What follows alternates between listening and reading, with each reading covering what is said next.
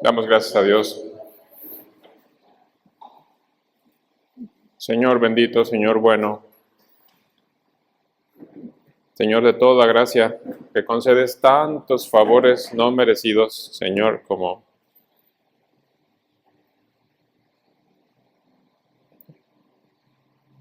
Cristo, como el Señor Jesucristo, el hombre y Dios, como cantamos aquí, el santo y sublime, quien era más sublime que los cielos y lo enviaste, como él mismo declaró tantas veces a sus discípulos que era enviado. Y tan hermoso, obediente, que mostró la gloria de tu amor, sacrificándose para salvar pecadores, enemigos, transgresores, perversos, corazones malvados, egoístas, y los hizo después parte de su cuerpo.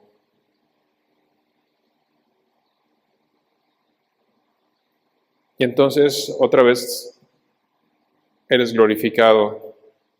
Te glorificaste, Dios mío, mostrando tu amor, sacrificándote y ahora en recibiendo la gloria de tu iglesia que te proclama y que espera el día en que consumes todas las cosas, en que tu gloria sea levantada para siempre y tu iglesia a la que por tu favor salvaste también te alabe. Gracias, Señor. Gracias por este privilegio, gracias por esta mañana, por este tiempo ante tu palabra. En Cristo Jesús. Amén. Muy bien. Bien, entonces, Shir HaShirim, el cantar de los cantares. Entonces, comenzamos con el título. El título es de las primeras palabras hebreas, cantar de los cantares. En hebreo, usted sabe, o sea, en español nosotros podemos inventarnos, perdón, una palabra como, ay, ese himno me llega, es el himnicisísimo. Sí, por ejemplo, podemos inventarnos una palabra como esas. En el caso del hebreo no existe ese tipo de palabras y lo que dicen es cantar de los cantares, Shir HaShirim. Si tienen, por ejemplo, el rey, el más grande rey de todos, no, ellos tienen Melech HaMelechim, el rey de reyes, y así sucesivamente. Entonces lo que hacen es repetir, cantar de los cantares, rey de reyes, el señor de señores, etcétera, etcétera. Entonces este libro lo que expresa es precisamente eso, es el cantar de los cantares, y por eso lleva el título así, porque son las primeras palabras del libro. Quien escribió el libro, hay mucha discusión acerca de quién lo escribió, si fueron varios autores, si fue uno, pero la evidencia interna, o sea, ¿qué es eso de la evidencia interna? El mismo libro, ¿sí? El mismo libro de Cantar de los Cantares dice, ay, me acordé de Tony Martín del Campo, me encanta. ¿Se acuerdan? El Señor bendiga a nuestro hermano.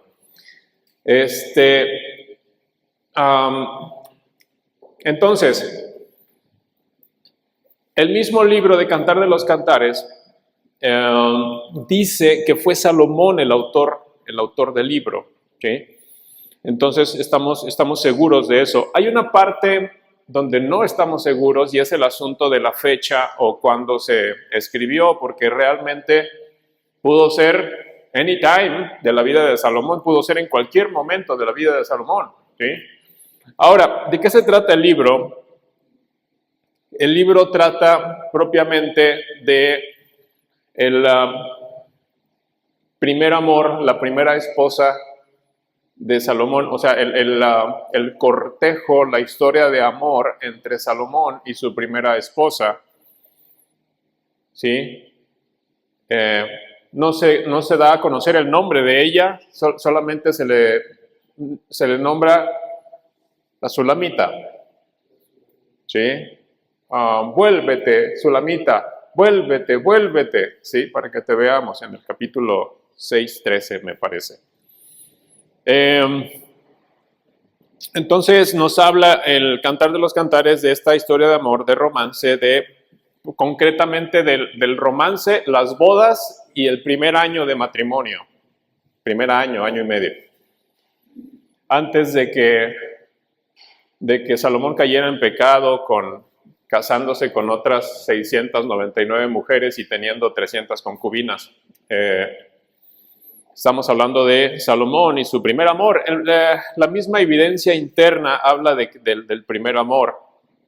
Bien, entonces esta es la historia que narra el Cantar de los Cantares. Ahora, la temática, ¿de qué se trata Cantar de los Cantares dentro del contexto de la Biblia? Bueno, tenemos pasajes como Génesis 2:22, que dice, por esto dejará el hombre, ¿qué? A su padre y a su madre y se unirá a su mujer y serán una sola carne. Entonces ya está hablando del matrimonio. Ya el Señor, ahí en Génesis 2:22, empieza a dibujar cómo es el matrimonio, ¿sí? Lo primero que dice el Señor acerca del matrimonio es Génesis 2:22. Por esto dejará el hombre a su madre, a su padre y a su madre, se unirá a su mujer y serán una sola carne. Y luego el Señor, conforme va avanzando la Biblia, va dibujando más cómo es el matrimonio conforme al corazón de Dios. Y tenemos por ejemplo, Salmos 45, que es un salmo mesiánico que habla de las bodas del Cordero, sí, con su novia. Y bueno, ahí tenemos imágenes también del matrimonio. Rebosa mi corazón, palabra buena. Dedico a él mi canto. Mi lengua es pluma de escribiente muy ligero, eres el más hermoso de los hijos de los hombres, la gracia se derramó sobre ti. Y después empieza a hablar de la esposa, toda vestida de brocado de oro es su vestido. No me acuerdo de memoria todo, pero empieza a describir los temas del matrimonio, la boda, la unión, la intimidad entre el esposo y la esposa. Y luego tenemos también, el Señor sigue avanzando y en Proverbios 5:15 al 23, también nos está hablando acerca del matrimonio. Alégrate con la mujer de tu juventud, sus caricias te satisfagan en todo tiempo, nos habla Proverbios y así. O sea, está el Señor, a medida que avanza la Biblia, está dibujando cómo es el matrimonio conforme a su corazón. En el Antiguo Testamento y también en el Nuevo, por ejemplo, ya en el Nuevo Testamento, Pablo habla del matrimonio. Primero a los Corintios 7, en cuanto a las cosas que me escribisteis, ¿se acuerdan? Bueno, le sería al hombre no tocar mujer, pero a causa de las concupiscencias, no. Fornicaciones, cada uno tenga su esposa en santidad y empieza a desarrollar cómo es el matrimonio.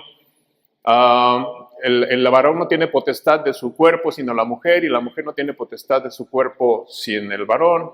No os neguéis el uno al otro, a no ser por mutuo consentimiento, y después volveos a juntar en uno, para que no os tiente Satanás a causa de vuestra incontinencia, creo que es lo que dice al último. Y después, aunque está hablando de otras cuestiones, más adelante Pablo en 1 Corintios 13 está hablando del amor. En términos, está comparando de los dones y el amor. Yo tengo el don de lenguas. Yo tengo el don de profecía. Yo tengo este don y este don. Y entonces Pablo dice, momento, están bien los dones, pero hay un don más excelente. Si yo tuviera hablar lenguas humanas o angélicas y no tengo amor, vengo a ser como metal que resuena o címbalo que retiñe. ¿Sí?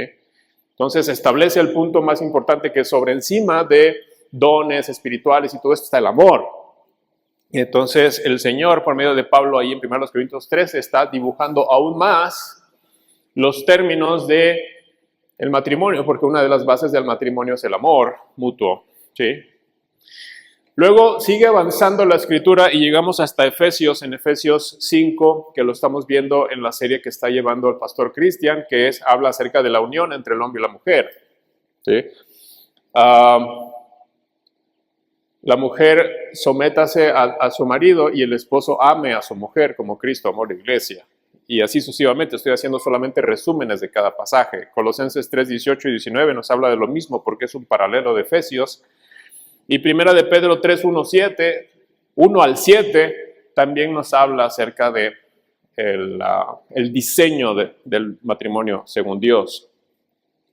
Ahora, cerrando esta parte que estoy tomando de la Biblia de Estudio MacArthur, solo esta parte de relación a esta progresión de citas. Y concluye MacArthur diciendo que Hebreos 13 sintetiza el sentir de Cantar de los Cantares, y estoy de acuerdo, ¿sí? Hebreos 13:4 capta la esencia completa de Cantar de los Cantares, la pureza del matrimonio. ¿Qué dice Hebreos 13:4? Honroso sea en todos, ¿qué? El matrimonio y el lecho sin mancilla, pero a los fornicarios y adúlteros los juzgará Dios, ¿sí? Entonces, viene toda esta progresión que vimos desde el Génesis, pasando por los Salmos, a los Proverbios, y luego pasamos al Nuevo Testamento con Pablo, Corintios, Éfeso, Colosenses, y ¡pum!, terminamos en Hebreos 13:14, que resume perfectamente el sentir de Cantar de los Cantares, la pureza del matrimonio, ¿sí? Ahora, hablemos un poquito acerca del bosquejo. Vamos al bosquejo en la Biblia MacArthur. ¿Alguien le falta Biblia MacArthur? Si no, aquí hay. Entonces, en el bosquejo de Cantar de los Cantares. Ahí, ¿cómo está esto?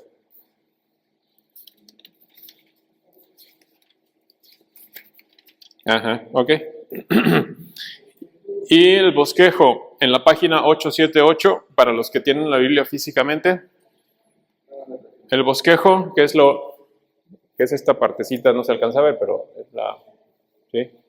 Bien, entonces el autor de la Biblia MacArthur divide Cantar de los Cantares en 3 partes. Primera parte, capítulos 1, 2 y 3, el cortejo. Luego, segunda parte, la boda, capítulos 3, 4 y parte del 5. ¿De acuerdo? Luego, el matrimonio, tercera parte, capítulos 5, 6, 7 y 8. Son como que las 3 grandes rebanadas en las que MacArthur divide el Cantar de los Cantares. Y bueno, esas rebanadas tienen rebanaditas, ¿cierto? El cortejo tiene 2, la boda tiene 3 y el matrimonio tiene 3 y así sucesivamente. Entonces, si dividimos Cantar de los Cantares como si fuera una serie de Netflix, tiene 3 capítulos y esos son los 3 capítulos, ¿ok? Ese sería el bosquejo. Ahora, buscando en otros libros, me encantó una sección en Hubbard.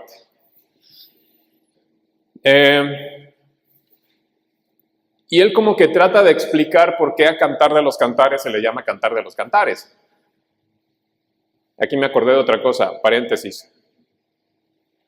Primera de Reyes dice que Salomón compuso muchos proverbios y que compuso muchos cantares, ¿sí? Se habla de que compuso más de 3,000 cantares. Pero este se le llama el Cantar de los Cantares, o sea que de los 3,000 es el mayor de todos. 3,000 o 5,000, no me acuerdo, ahorita me vino el flashazo. Sí, pero por eso se le llama Cantar de los Cantares. Ahora, les decía que busqué en otro libro y Hubbard como que trata de explicar por qué se llaman cantares y me encantó su clasificación. Y él dijo que hay unos cantares descriptivos. Los enamorados se describen mutuamente. Uno describe la belleza del otro. Cantares descriptivos. ¿Sí? Eso es como una parte de cantares. Y luego, Hay otra parte, otros cantares que son autodescripciones.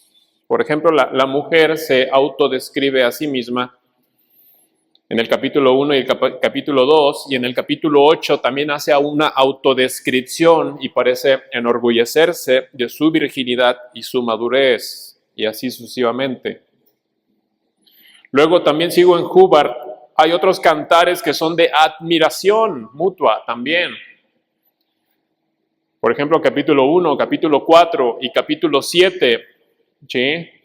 Hay una admiración que dice el enamorado a la enamorada, eres como una palmera, quiero subir y estar en sus ramas, y así sucesivamente. Cantares de admiración. Luego hay otros cantares que son cantares de anhelo. ¿Se acuerda que en Cantar de los Cantares de repente no están juntos? Y dice, ¿dónde estará mi amado? Y así, y esto y el otro. Cantares de anhelo en el capítulo 1, capítulo 2 y capítulo 8. Y entonces están expresando el anhelo de juntarse de nuevo. ¿Sí? Hay dos narraciones de búsqueda, capítulo 3 y capítulo 5. Hay una parte muy linda que es lo llama Hubbard el juego del amor, donde parece que la enamorada, la esposa, está con sus amigas platicando de sus amores, ¿sí? En el capítulo 5. ¿Y dónde está mi amado? Sí, porque dice, oh, hijas de Jerusalén, y está la enamorada, y mi amado es hermoso, y él es como, empieza a describirlo, y las demás como, ¿no? Y así. Y luego dice, ¿y dónde estará? Y dice, no, está escondido, y habla me encanta porque el libro de Cantar de los Cantares habla de la unión física del esposo y de la esposa de una forma súper poética, nada grotesca, sino pura, completamente pura. ¿Sí? Entonces, y lo hace muchas veces. Entonces, uno de los puntos centrales de Cantar de los Cantares es exaltar precisamente la exclusividad del matrimonio, la belleza del matrimonio, la pureza, la unión física, la unión emocional del matrimonio. Entonces, es lo que más resalta Cantar de los Cantares. Ahora, me voy al propósito y voy a hablar de dos libros aquí.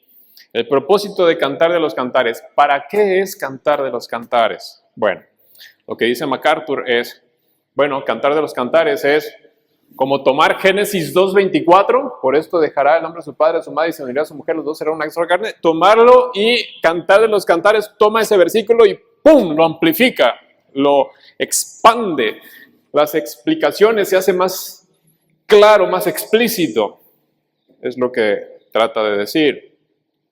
El romance, la belleza del matrimonio, la música espiritual de la unión entre el hombre y la mujer. Ahora, también hablando de propósito, ¿para qué se escribió este libro? Y viendo en otro libro, con Hubbard hace unas notas bien interesantes y dice, por ejemplo, Cantar de los Cantares ilustra las maravillas del amor humano como don de Dios, como un don de Dios. ¿Sí? Y diferentes autores están de acuerdo en lo siguiente. Cantar de los Cantares es muy importante porque pone el punto correcto de amor, de demostraciones físicas, de pureza, y entonces automáticamente Cantar de los Cantares deja fuera de la fórmula perversiones como la unión libre, como la unión entre personas del mismo sexo, como las uniones múltiples. Automáticamente Cantar de los Cantares establece la normativa para dejar afuera las perversiones, por un lado, perversiones sexuales, y por el otro, en el otro extremo, también mantiene afuera otra deformación que es el ascetismo, por ejemplo, que los curas no se casan, ¿sí? O que el matrimonio es únicamente para procreación. ¿Alguna vez escucharon, sobre todo los que tenemos más edad, en el catolicismo y otros se decía que el matrimonio era únicamente para la procreación y no para el disfrute, pero la palabra de Dios en Cantar de los Cantares nos está hablando claramente acerca de cuál es el diseño de Dios, el diseño divino, y habla mucho del disfrute, de la demostración física del amor, emocional del amor, de la pureza, del romance. Sobre todo, señoras, cuando exijan que quieras que sea más romántico su esposo, acuérdate de Cantar de los Cantares. Entonces, el romance, Cantar de los Cantares y las vi tomando notas a todas. Cantar de los Cantares es extremadamente romántico. ¿Sí? Se dicen cosas muy hermosas, se cortejan mutuamente. ¿Sí? En alguna película que vi hace muchos años, muestra un poquito lo que usted afirma sobre la visión que tenía la iglesia o la gente que estaba sobre la iglesia católica. Hay una escena de una película donde dice, no es para misa ni para oficio, sino es para procrear uno de tus hijos para tu oficio, creo. Para tu servicio. Servicio, sí. Y la escena muestra no todo el disfrute de la acción de amor entre el esposo y la mujer, sino es condicionado. Sí, claro. Y eso viene mucho a... Sí, viene mucho a colación, porque somos hijos de esa generación, ¿sí? Que tuvieron que, bueno, aparte de que en la naturaleza caída sin Cristo, bueno, pues toda clase de deformaciones, ¿no? Pero no es lo que el Señor ordenó, y por eso los autores coinciden. No es ascetismo, a eso se refieren con esa palabra, no es ascetismo, así de que, no, es nada más así, no. Sino hay un propósito aún mayor.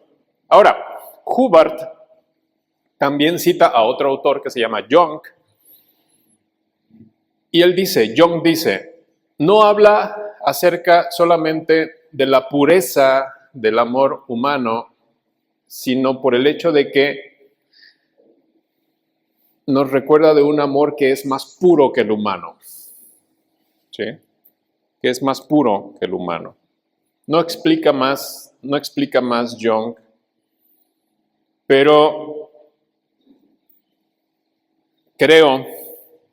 creo que Cantar de los Cantares deja a los esposos aún más anhelantes, de que el matrimonio sea conforme al diseño de Dios, pero aún más allá. Da un atisbo, da una luz acerca de un amor que es mucho más perfecto. ¿Sí?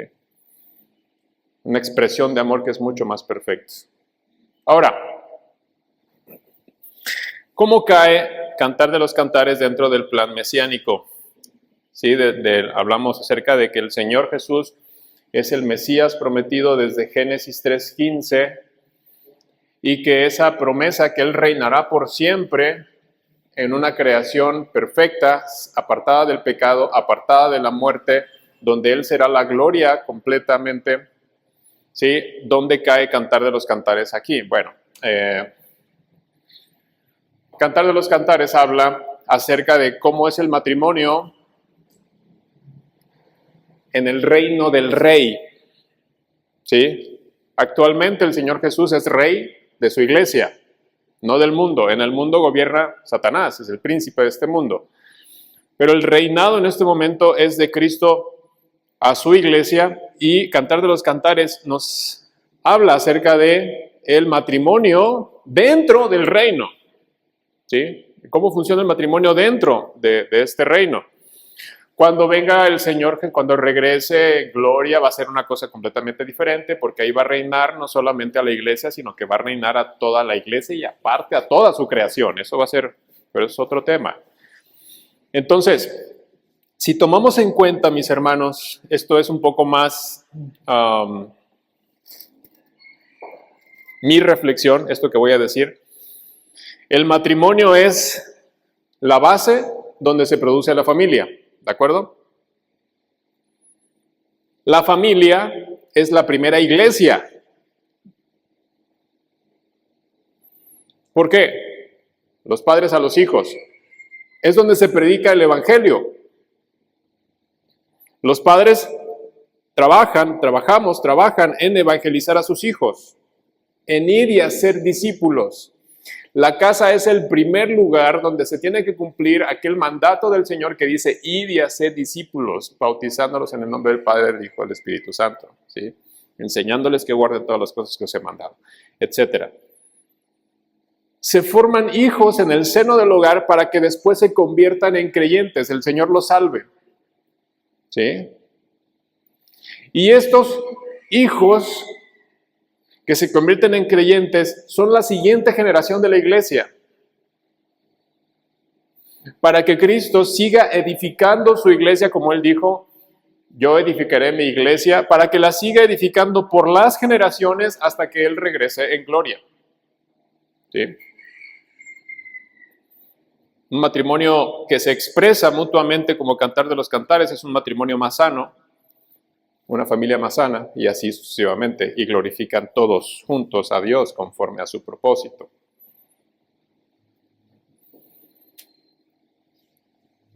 Paréntesis, hay otros que interpretan Cantar de los Cantares como un canto entre el Señor y su iglesia, entre el Señor y Israel, etc. Es un poco difícil de conciliar esa interpretación, ¿sí? Pero nos quedamos con lo que dice literalmente, textualmente, el libro, ¿sí? Bien. Bueno, con eso terminamos con Cantar de los Cantares y prácticamente cerramos con los libros poéticos. Este fue el último. Y vamos a pasar a los libros proféticos, vamos a pasar a la profecía, vamos a entrar en Isaías. Pastor, tengo una pregunta. Uh-huh. Y es precisamente a donde hemos venido muchas veces, ¿qué hay de las malas interpretaciones del libro de los Cantares? Y obviamente usted ahorita hizo una exposición de la interpretación correcta del libro. Pero venimos de un contexto donde se alegoriza que Cantar de los Cantares es referente a Cristo y su novia. Y claramente el libro no apunta hacia ese lado. Igual, esos son malos juicios que en algún momento tuvimos a mi forma de ver. Y lo veo también porque en el IDEX, José Grauman dice muy claramente que no hay que ver lo que no está en el libro. Y prácticamente no apunta a que Cantar de los Cantares es una alegoría de Cristo y su iglesia.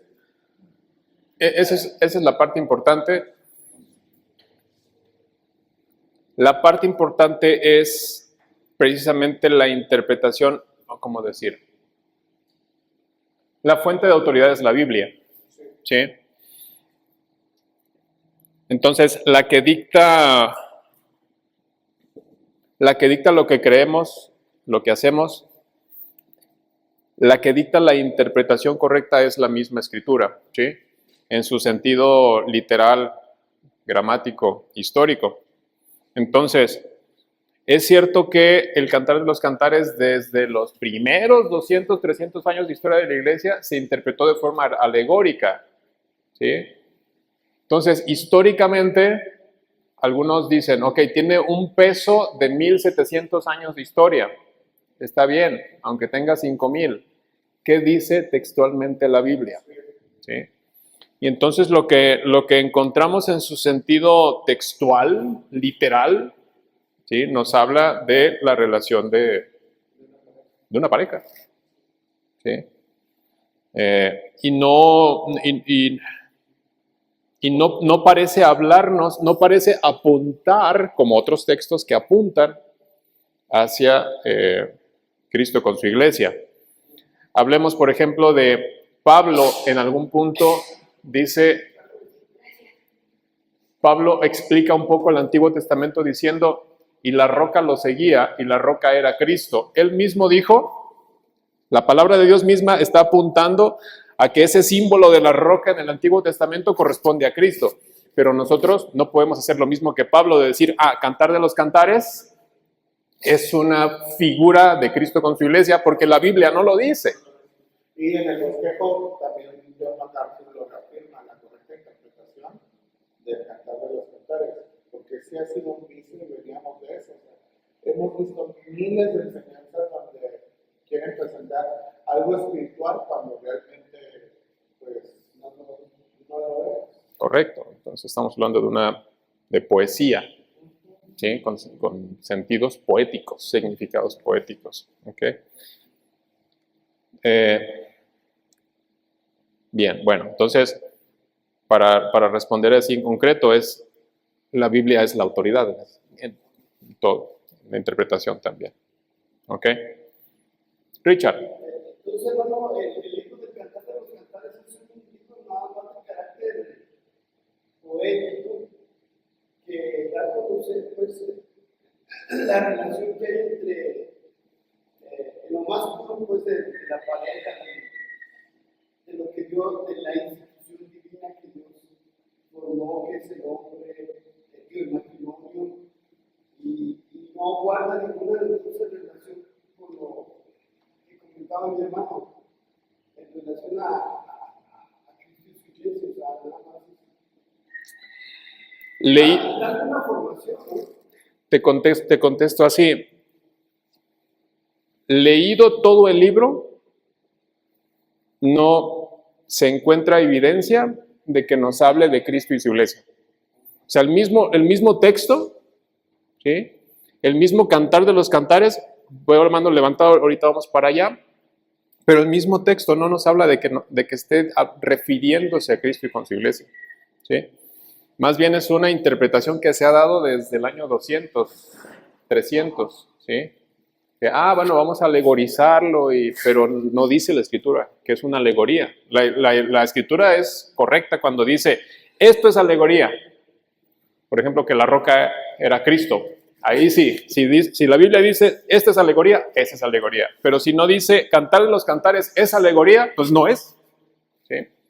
Uno de los vicios, para que termine lo de la hermenéutica, el pastor José dice es que la iglesia quiere ver cosas espirituales donde no las hay. Donde no hay evidencia. Es una tendencia, es una tendencia. Es algo regular de los discípulos.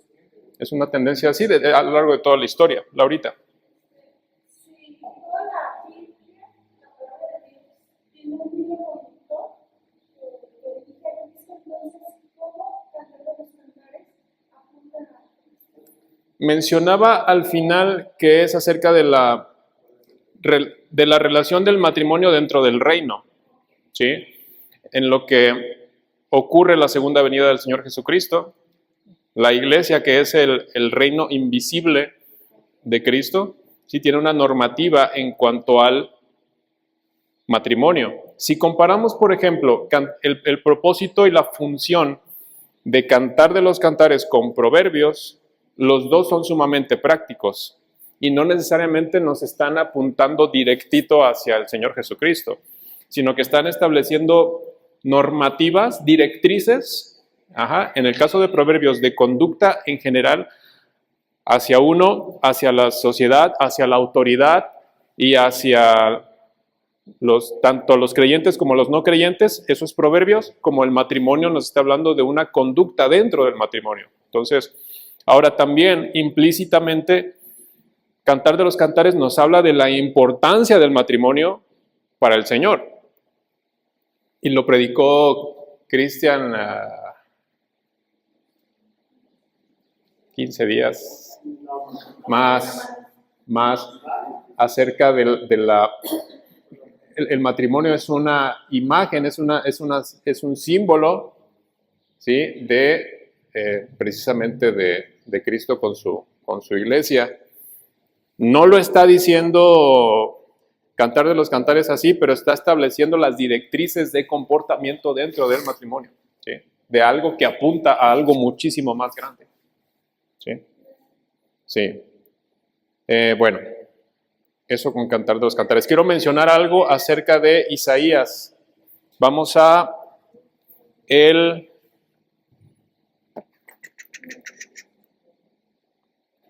bosquejo de Isaías.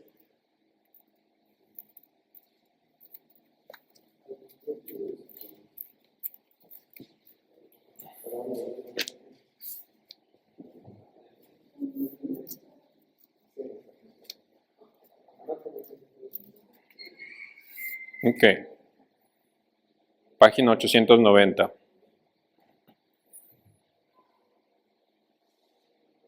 Bien, Isaías. Es muy importante, mis hermanos, que antes de leer todo Isaías, antes de sentarse a leer o escuchar Isaías, le den una buena repasada al bosquejo. ¿Sí? Va a ser bien importante. Bueno, eso es una. La otra, fíjense, Isaías se divide principalmente en 3 partes. Primera parte, del 1 al 35, primera parte. Segunda parte, del 36 al 39, ¿de acuerdo? Y tercera parte, del 40 al 66, ¿sí? Entonces se divide en 3 grandes partes y a su vez esas 3 rebanadotas se dividen en rebanadas más pequeñas. Échenles un ojo. ¿Por qué? ¿Qué va a pasar, mis hermanos? Cuando estén leyendo Isaías o escuchándolo, de repente van a sentir unos brincos que esto, ¿de qué está hablando? Porque va a pasar de un tema a otro tema completamente diferente. Así. ¿Sí? Por ejemplo, va a pasar de la viña en Isaías 5. Juzgad vosotros entre yo y mi viña. Yo planté una viña y las puse vallados. Y después, visión de Isaías, en el año en que murió el rey Usías, vi yo al Señor sentado en un trono alto y sublime y sus faldas llenaban el templo. El 5 y el 6 pareciera que están completamente desconectados. Si no vemos el bosquejo, vamos a sentir unos brincos como de turbulencia de avión o de bache del periférico, que ya no hay baches, ¿sí? Entonces, mejor leer antes el bosquejo para entender dónde va cayendo el flujo de pensamiento de Isaías. ¿De acuerdo? Okay. ¿Preguntas? No, ok. Adelante. ¿Preguntas? No, bueno. Bien. Y si tenían, bien. Demos gracias a Dios. Bendito Señor, muchas gracias por este tiempo, esta oportunidad, Señor, estar ante tu palabra preciosa. Bendito Dios, gracias y alabamos, adoramos tu nombre por tu palabra, por tus verdades y tus gracias, tus bondades mostradas a través de tu palabra en Cristo Jesús. Amén.